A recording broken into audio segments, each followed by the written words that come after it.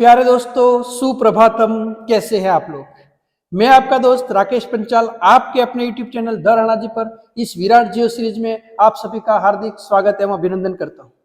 हम राजस्थान के ज्योग्राफी का अध्ययन कर रहे हैं और उसमें हमने राजस्थान की जलवायु का अध्ययन किया। अब आज हम लोग जो अध्ययन करने जा रहे हैं वो है राजस्थान की प्राकृतिक वनस्पति। अब प्राकृतिक वनस्पति का अध्ययन करने के लिए हमारे सामने यहाँ पर सबसे पहला जो प्रश्न है वो ये बनता है कि प्राकृतिक वनस्पति किसे कहते हैं। ठीक है, तो प्राकृतिक वनस्पति के लिए जो ये शब्द है उसी में इसका उत्तर छुपा हुआ है। प्राकृतिक का मतलब होता है प्रकृति के द्वारा, ठीक है, नेचर के द्वारा। स्वतः, स्वतः का मतलब क्या होता है? अपने आप। प्रकृति के द्वारा, नेचर के द्वारा, स्वतः अपने आप। वहां की जैसी भी जलवायविक परिस्थितियां होंगी, है ना, वहां की जैसी भी जलवायविक परिस्थितियां होंगी, उन जलवायविक परिस्थितियों के अकॉर्डिंग, अर्थात वहां की वर्षा और तापमान के अनुसार उगने वाले पेड़ पौधे अथवा वनस्पति, उगने वाले पेड़ पौधे अथवा वन या वनस्पति को अपन क्या कहते हैं? प्राकृतिक वनस्पति कहते हैं, है ना। तो ये प्राकृतिक वनस्पति हो गई। तो प्राकृतिक वनस्पति किसको कहते हैं? प्रकृति के द्वारा स्वतः जलवायविक परिस्थितियों में अपने आप उगने वाले पेड़ पौधे अथवा वनों की जो पूरी श्रृंखला होती है उसको हम लोग प्राकृतिक वनस्पति कहते हैं। अब राजस्थान की प्राकृतिक वनस्पति की जब हम लोग बात करते हैं तो राजस्थान की प्राकृतिक वनस्पति को हम 5 भागों में विभाजित करते हैं। कितने भागों में विभाजित करते हैं? 5 भागों में विभाजित करते हैं। तो उसको जब हम लोग यहाँ पर राजस्थान की प्राकृतिक वनस्पति का अध्ययन करेंगे तो हम राजस्थान में सबसे पहले दक्षिणी क्षेत्र से इसको जो है वो हम लोग प्रारंभ करेंगे। और यहाँ जब हम लोग देखेंगे तो जो राजस्थान का दक्षिणी भाग है, इस दक्षिणी भाग में यहाँ पर जो वनस्पति पाई जाती है, इस वनस्पति को हम लोग कहते हैं शुष्क सागवान के वन। इसको हम लोग क्या कहते हैं? शुष्क सागवान के वन कहते हैं हम इसको। ठीक है, तो ये राजस्थान की पहली वनस्पति हो गई जिसको हम लोग कहते हैं शुष्क सागवान के वन। ये जो शुष्क सागवान के वन है, जैसा कि नाम से स्पष्ट है, एक सबसे पहली बात जो इससे रिलेटेड है वो तो क्या है? एक तो ये दक्षिणी और राजस्थान के दक्षिणी पूर्वी भागों में पाया जाता है। ठीक है, तो किस भाग में पाई जाती है वनस्पति? दक्षिणी और दक्षिणी पूर्वी भागों में पाई जाती है, जैसा कि आप लोगों को यहाँ दिख रहा है। ठीक है, उसके बाद में दूसरी चीज, ये शुष्क सागवान के वन है तो इसमें मुख्य जो वृक्ष है वो कौन सा होगा? सागवान होगा। तो सागवान यहाँ का मुख्य वृक्ष है। उसके अलावा अगर अपन लोग देखें तो यहाँ पे जो है महुआ भी होता है, उसके बाद में यहाँ बरगद भी होता है, उसके बाद यहाँ बांस भी होता है। ये यहाँ के कुछ मुख्य वृक्ष अन्य है। ठीक है, अब यहाँ जब अपन लोग देखते हैं तो यहाँ जो ये जो वन पाए जाते हैं, ये वन कितने वर्षा वाले क्षेत्रों में पाए जाते हैं? तो 75 से लेकर के और फिर 110 सेंटीमीटर वर्षा जहां पर होती है वहां इस प्रकार के वृक्ष पाए जाते हैं। और राजस्थान के अंदर आप लोग देखो तो कुल वनों में इनका कितना हिस्सा है? तो ये 6.86% भाग पर पाए जाते हैं। कितने प्रतिशत भाग पर पाए जाते हैं?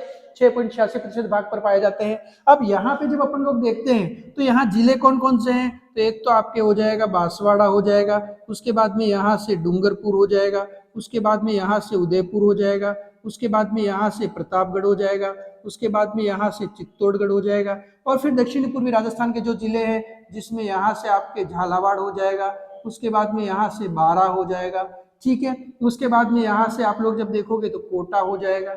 ये जो प्रमुख जिले हैं यहाँ पे इस प्रकार के वन पाए जाते हैं जिसको हम लोग शुष्क सागवान के वन कहते हैं। उसके बाद में दोस्तों जब अपन लोग आगे बढ़ते हैं तो यहाँ पे जब अपन लोग आते हैं तो ये वाला जो क्षेत्र है, जो आप लोगों के सिरोही का क्षेत्र है, माउंट आबू के आसपास का क्षेत्र है सिरोही में, तो यहाँ पर जो वनस्पति पाई जाती है, इस वनस्पति को अपन क्या नाम देते हैं? इस वनस्पति को अपन नाम देते हैं उपोष्ण कटिबंधीय सदाबहार वनस्पति। क्या नाम देते हैं इसको अपन? उपोष्ण कटिबंधीय सदाबहार वनस्पति। जैसा कि नाम से ही स्पष्ट है, और वो नाम से ही क्या स्पष्ट है कि ये सदाबहार प्रकार की वनस्पति है, अर्थात ये वृक्ष जो होते हैं वो साल भर कैसे बने रहते हैं? तो ये वृक्ष साल भर हरे भरे बने रहते हैं। दूसरी बात, उपोष्ण कटिबंध है, अर्थात यहाँ पर अधिक गर्मी वाले क्षेत्र है और यहाँ वर्षा भी ज्यादा होती है। और कितनी वर्षा होती है? तो 150 सेंटीमीटर से अधिक वर्षा वाले क्षेत्रों में जो वन पाए जाते हैं वो कौन से होते हैं? उपोष्ण कटिबंधीय सदाबहार वन पाए जाते हैं। और ये इन वनों का कितना मात्रा है, कितने प्रतिशत पाए जाते हैं ये? तो ये राजस्थान में सबसे कम, न्यूनतम 0.39% पाए जाते हैं। और इसमें जो प्रमुख वृक्ष आप लोग देखोगे तो प्रमुख वृक्ष कौन कौन से हो जाएंगे? एक तो हो जाएगा बेल, एक हो जाएगा आपके सीरस, ठीक है, एक हो जाएगा आपके जामुन, है ना, एक हो जाएगा आपके अम्बूतरी। ये इससे रिलेटेड कुछ प्रमुख वृक्ष हैं, क्योंकि ये सदाबहार है, हमेशा हरे भरे रहते हैं। तो ये जो क्षेत्र है वो वानस्पतिक विविधता के दृष्टिकोण से महत्वपूर्ण है, यानी यहाँ पर वनों की विविधता पाई जाती है।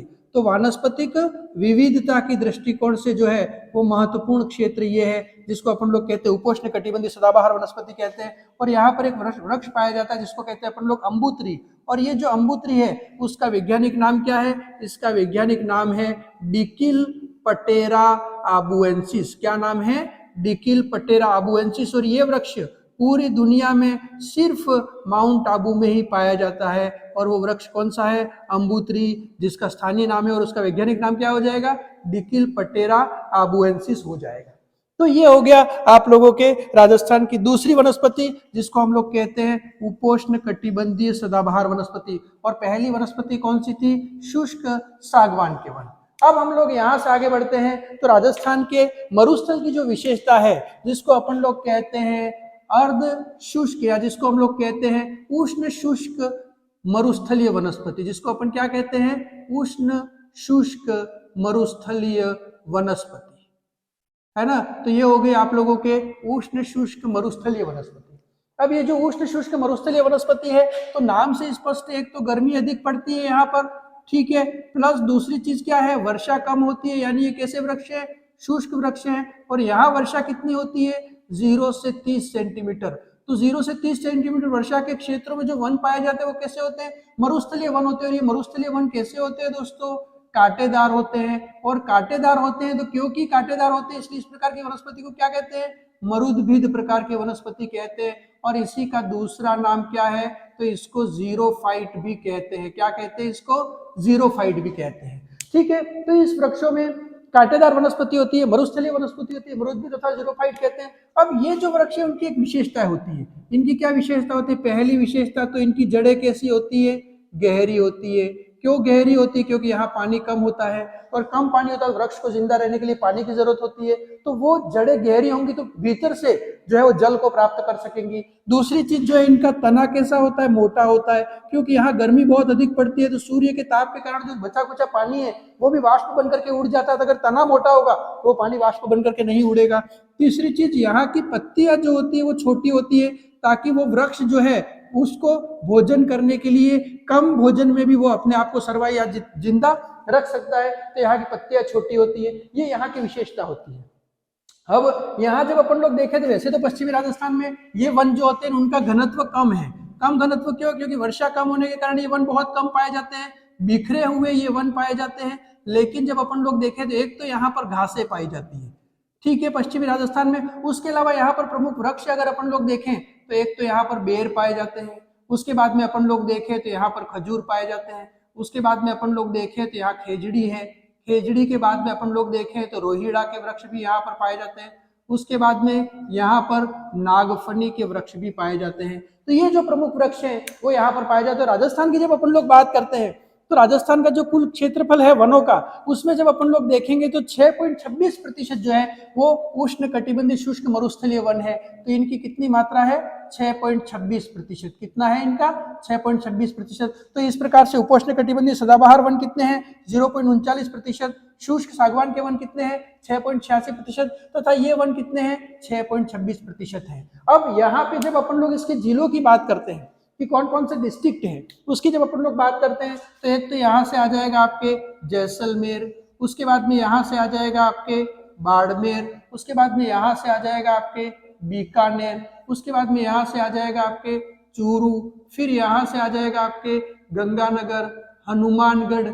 ये जो प्रमुख जिले हैं वहां पर इस प्रकार के वनस्पति पाई जाती है। और कुछ भाग जो है वो आपके जोधपुर का भी होता है। ये जो है वो इन जिलों में इस प्रकार की वनस्पति पाई जाती है, जिसको अपन लोग क्या कहते हैं? उष्ण शुष्क मरुस्थलीय वनस्पति कहते हैं। अब हम चर्चा करते हैं मानसूनी अथवा पतझड़ी वनों की। किसकी हम लोग चर्चा करते हैं? पतझड़ी वनों की। तो सबसे पहले मैं आप लोगों को एक बात बता देता हूं कि ये जो पतझड़ी वन है इनका नाम पतझड़ी क्यों होता है? क्योंकि मानसूनी क्षेत्र जो भी होते हैं दक्षिण एशिया के, वहां पर मानसूनी वर्षा होती है, अर्थात ग्रीष्म ऋतु के बाद में वर्षा होती है। तो ग्रीष्म ऋतु में ये जो वृक्ष हैं वो अपनी पत्तियों को क्या करते हैं? गिरा देते हैं। इसीलिए इनको पर्णपाती, पर्ण यानी पत्ती या पात यानी गिराने वाले वृक्ष, तो पतझड़ी वृक्ष कहते हैं। तो ये अपनी पत्तियां गिरा देते हैं ताकि गर्मियों में जब बहुत अधिक गर्मी पड़ती है और वर्षा नहीं होती, पानी नहीं मिलता, तो ये जो वृक्ष है वो अपने आप को सर्वाइव कर सके, अपने आप को जिंदा बनाए रख सके। तो इनको हम लोग पतझड़ी वनस्पति कहते हैं। तो राजस्थान में इस प्रकार की वनस्पति जो पाई जाती है उसको हम लोग किस नाम से जानते हैं? तो उसको हम लोग जो नाम देते हैं वो है उष्ण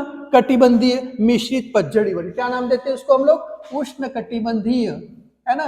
तो उष्ण कटिबंधीय, और फिर इसके लिए अपन लोग काम में लेंगे मिश्रित प्रकार के, यानी सभी प्रकार का मिश्रण। और ये वृक्ष सर्दियों में अपनी पत्तियां गिरा देते हैं, इसलिए अपन लोग इसको कहते हैं मिश्रित पतझड़ी वनस्पति। क्या कहते हैं? उष्ण कटिबंधीय मिश्रित पतझड़ी वनस्पति। तो मैंने आपको पतझड़ी वनस्पति की विशेषता बता दी कि उष्ण कटिबंधीय शुष्क मिश्रित पतझड़ी वनस्पति होती है ये। अब अपन लोग जब देखते हैं तो ये जो वृक्ष है वो कहाँ पर पाए जाते हैं? तो ये वृक्ष पाए जाते हैं आपके अरावली के दक्षिणी और दक्षिणी पूर्वी अरावली के जो मध्यम ऊंचाई वाले क्षेत्र है ना, यानी कि अरावली का जो ये दक्षिणी और दक्षिणी पूर्वी क्षेत्र है, ठीक है ना। तो अरावली का दक्षिणी व दक्षिणी पूर्वी मध्यम ऊंचाई का क्षेत्र, ठीक है, कौन सा क्षेत्र हो जाएगा? मध्यम ऊंचाई का क्षेत्र जो है अरावली का दक्षिणी और दक्षिणी पूर्वी मध्यम ऊंचाई का जो क्षेत्र है, वहां जो वनस्पति पाई जाती है वो कौन सी होती है? उष्ण कटिबंधीय मिश्रित पतझड़ी वनस्पति पाई जाती है। अब यहाँ जब अपन लोग देखेंगे तो इसमें वर्षा की मात्रा कितनी होती है? तो इसमें वर्षा की मात्रा होती है 50 से 80 सेंटीमीटर वर्षा के क्षेत्रों में ये वन पाए जाते हैं। और इसमें अगर अपन लोग देखें तो मुख्य रूप से अगर अपन इसके जिलों की अगर अपन लोग बात करते हैं तो वो जिले इसमें कौन कौन से हो जाएंगे, उस चीज को जब अपन लोग देखते हैं तो यहाँ के जो दक्षिण और दक्षिणी पूर्वी अरावली के जो क्षेत्र हैं और यहाँ जो पूर्वी जो जिले हैं उसमें जब अपन लोग यहाँ पर देखते हैं तो जो प्रमुख जिले हो जाएंगे सवाई माधोपुर है, बूंदी है, भीलवाड़ा है, उसके बाद में आपके राजसमंद है, चित्तौड़गढ़ है ना। तो प्रमुख जिले कौन कौन से हो जाएंगे? सवाई माधोपुर आज हो जाएगा, उसके बाद में आपके भीलवाड़ा हो जाएगा, ठीक है, उसके बाद में आप लोगों के बूंदी हो जाएगा, उसके बाद में आप लोगों के चित्तौड़गढ़ हो जाएगा, ठीक है। ये कुछ प्रमुख जिले हैं जहां पर इस प्रकार की वनस्पति पाई जाती है। अब यहाँ जब अपन लोग देखते हैं, इसको जब अपन लोग देखते हैं, ये जो वन है वो वन कितने प्रतिशत भागों पर पाए जाते हैं? तो कुल वनों का ये वन जो कितने प्रतिशत है? 28.38% है। तो राजस्थान के कुल वनों का 28.38% कौन से वन हो जाएंगे? उष्ण कटिबंधीय मिश्रित पतझड़ी वन हो जाएंगे। और इसमें जब अपन लोग देखते हैं तो वृक्ष कौन कौन से होते हैं? तो आम है, खेर है, साल है, ढाक है, ये इसके प्रमुख वृक्ष हो जाते हैं। तो प्रमुख वृक्ष कौन कौन से हो जाएंगे? आम हो जाएगा, खेर हो जाएगा, साल हो जाएगा, ढाक हो जाएगा, और धोकड़ा भी इसमें कुछ पाया जाता है। तो ये जो प्रमुख वृक्ष हैं वो इससे रिलेटेड है। किससे रिलेटेड है? उष्ण कटिबंधीय मिश्रित पतझड़ी वनों से रिलेटेड है। अरावली का दक्षिण और दक्षिणी पूर्वी मध्यम ऊंचाई का जो क्षेत्र है वहां पर, और उसके अलावा बूंदी, चित्तौड़गढ़, सवाई माधोपुर, भीलवाड़ा का क्षेत्रों में इस प्रकार के वन पाए जाते हैं। ये वन पतझड़ी प्रकार के हैं लेकिन मिश्रित वन है ना, अर्थात 50 से 80 सेंटीमीटर की जो वर्षा वाला उप आर्द्र प्रकार की जलवायु का जो क्षेत्र होता है वहां इस प्रकार के वन पाए जाते हैं। और ये मिश्रित पतझड़ी वन है जिनको उष्ण कटिबंधीय मिश्रित पतझड़ी वन कहते हैं। तो ये हो गया राजस्थान की चौथी प्रमुख वनस्पति। उसके बाद में फिर अपन लोग जब देखते हैं राजस्थान की जो पांचवी प्रमुख वनस्पति वो कौन सी है? अर्ध शुष्क उष्ण कटिबंधीय धोंक वन, ठीक है। तो वो पांचवी जो वनस्पति है वो कौन सी है? अर्ध शुष्क उष्ण कटिबंधीय धोंक वन। कौन से वन हो जाएंगे? अर्ध शुष्क और फिर उष्ण कटिबंधीय धोंक वन, ये हो जाएंगे राजस्थान की पांचवी प्रकार की वनस्पति जिसको हम लोग कहते हैं अर्ध शुष्क उष्ण कटिबंधीय धोंक वन, ठीक है। तो अर्ध शुष्क उष्ण कटिबंधीय धोंक वन जो है वो कहां पर पाए जाते हैं? तो अरावली के जो ये पश्चिम के भाग है ना, तथा अर्ध शुष्क जो मरुस्थलीय अर्ध शुष्क जो क्षेत्र है, तो अरावली का एक तो हो गया पश्चिमी भाग, ठीक है, ये आप लोगों को ध्यान में रखना है। और उसके बाद में कौन सा क्षेत्र हो जाएगा? अर्ध शुष्क जलवायु वाला जो क्षेत्र है, तो अर्ध शुष्क जलवायु वाले क्षेत्रों में ये वनस्पति पाई जाती है। उसके बाद में जब अपन लोग देखते हैं तो यहाँ पे जो है वो मुख्य रूप से एक तो शेखावाटी का क्षेत्र आ जाएगा। कौन कौन सा क्षेत्र आ जाएगा? तो एक तो आ जाएगा आपके शेखावाटी का क्षेत्र आ जाएगा जिसमें चूरू, झुंझुनू, सीकर है। उसके अलावा अपन लोग देखें तो ये जयपुर आ गया, फिर अपन लोग देखें तो यहाँ से दौसा आ गया, फिर अपन लोग देखें तो यहाँ से टोंक आ गया, फिर अपन लोग देखें तो यहाँ से अलवर आ गया। तो जयपुर, दौसा, टोंक, अलवर, है ना। उसके बाद में फिर यहाँ से अगर अपन लोग देखें तो कौन सा क्षेत्र हो जाएगा? तो यहाँ से अपन लोग देखें तो अजमेर हो जाएगा, यहाँ से अपन लोग देखें तो पाली हो जाएगा, यहाँ से अपन लोग देखें तो जालोर हो जाएगा, ठीक है। तो यहाँ पाली, जालोर, अजमेर और ये जो पूरा क्षेत्र है, शेखावाटी क्षेत्र, जयपुर, दौसा, अलवर, टोंक, इस पूरे क्षेत्र में जो वनस्पति पाई जाती है वो कौन सी वनस्पति पाई जाती है? अर्ध शुष्क उष्ण कटिबंधीय धोक वन पाए जाते हैं। और ये जो अर्ध शुष्क उष्ण कटिबंधीय धोक वन जो पाए जाते हैं, इनमें जो वर्षा है वो कितनी होती है? तो इसमें वर्षा होती है 30 से 60 सेंटीमीटर वर्षा होती है। कितनी वर्षा होती है? 30 से 60 सेंटीमीटर वर्षा वाले क्षेत्रों में पाए जाते हैं। राजस्थान में सर्वाधिक क्षेत्रफल भी विस्तृत है तथा अगर इनमें वनस्पति के दृष्टिकोण से देखें तो जितने भी वन है उसमें सर्वाधिक, यानी यूं कह सकते हो आप लोग कि लगभग 58.11% जो है वो कौन से वन पाए जाते हैं? अर्ध शुष्क उष्ण कटिबंधीय धोक वन पाए जाते हैं। तो ये राजस्थान के कुल वनों में कितने प्रतिशत भाग पर पाए जाते हैं? 58.11% भाग पर पाए जाते हैं। और वर्षा की मात्रा कितनी होती है? 30 से 60 सेंटीमीटर तक इनमें वर्षा की मात्रा पाई जाती है। इस प्रकार से ये हो गया पांचवा राजस्थान का जो है वो वनस्पति वर्गीकरण। तो इस प्रकार से ये हमने राजस्थान का वनस्पति का वर्गीकरण पूरा कर लिया। धन्यवाद, शुभकामनाएं।